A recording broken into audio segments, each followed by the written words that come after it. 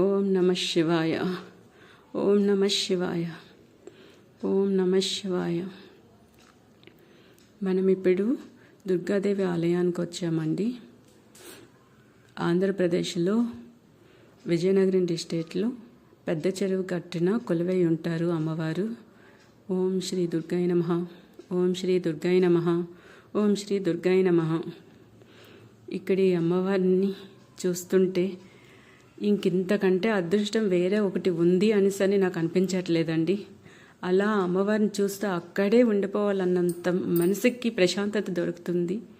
చూస్తూ చూస్తూ అలా అక్కడే కొంచెం టైం కూర్చొని ఉండిపోయాను నేనైతే. ఎంత బాగుంటుందంటే నిత్యము కూడా పూజలు అందుకుంటారు ఈ అమ్మవారు.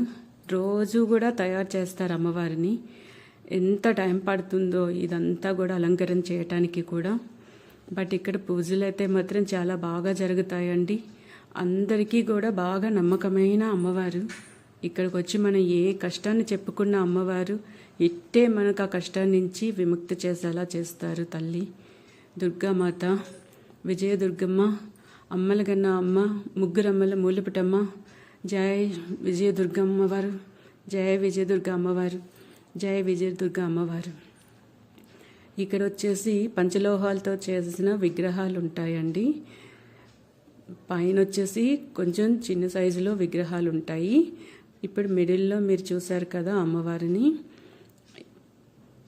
ఇక్కడ సింహవాహిని అమ్మవారు రూపంలో ఉంటారు. ఇంకా ఈ పక్కకు వచ్చాము అనుకుంటే విష్ణుమూర్తి, లక్ష్మీదేవి అమ్మవారు అండ్ శివలింగం ఉంటాయండి. నిత్యము కూడా వేప కొమ్మలతో దుర్గామాత అమ్మవారిని రెడీ చేస్తారు. నిత్యము పూజలు చేస్తారు. ఉదయం నుంచి సాయంత్రం వరకు పూజలు చేస్తారు. అబ్బా, అమ్మవారి మొహం చూడండి, ఏమి వెలిగిపోతుంది తల్లి.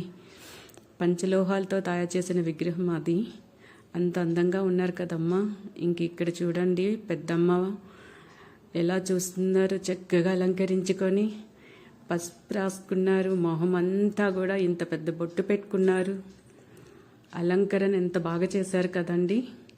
పువ్వులతోని పచ్చని చీర, ఎర్రటి అంచు. అబ్బా, ఇంకేం చెప్పగలం చెప్పండి. అమ్మవారిని ఏం వర్ణించగలం. నాకైతే మాటలు రావట్లేదు. అమ్మవారిని చూస్తూ ఉంటే చాలు నాకు ఇంత అదృష్టం అనుకున్నాను. బట్ ఈ నోరుతో ఇక్కడ ఈ దుర్గా అమ్మవారి గురించి స్మరించడం అనేది నాకు చాలా దొరికిన అదృష్టం. ఈ అదృష్టాన్ని అయితే మాత్రం నేను ఎప్పటికీ మర్చిపోలేనండి. ఈ దర్శనం అయితే మరీ మర్చిపోలేనండి. అంత బాగా ఉంది. ఒక సైడ్ వచ్చేసి త్రిశూలం, ఒక సైడ్ వచ్చేసి ఖడ్గంతో అమ్మవారు ప్రతిరూపం ఉంటుంది. పైన కిరీటానికి సూర్యచంద్రుని పెట్టి ఉంటారు. అండ్ నగలు, పువ్వులు, చీర ఎంత బాగున్నారు కదండి. పెద్దగా ఏం డెకరేట్ చేయనవసరం లేదండి. అమ్మవారికి పసుపు కుంకాలంటే చాలా ఇష్టం అంట. అమ్మవారికి కుంకుమ పూజలు అంటే బాగా ఇష్టం. ప్రతి శుక్రవారం ఇక్కడ కుంకుమ పూజలు చేస్తారండి. చాలా టైం జరుగుతాయి పూజలు. ఓపికండి పూజలు చేసుకోవడానికి కూర్చుంటాము అని అనుకుంటే చాలా టైం చేసుకోవచ్చు.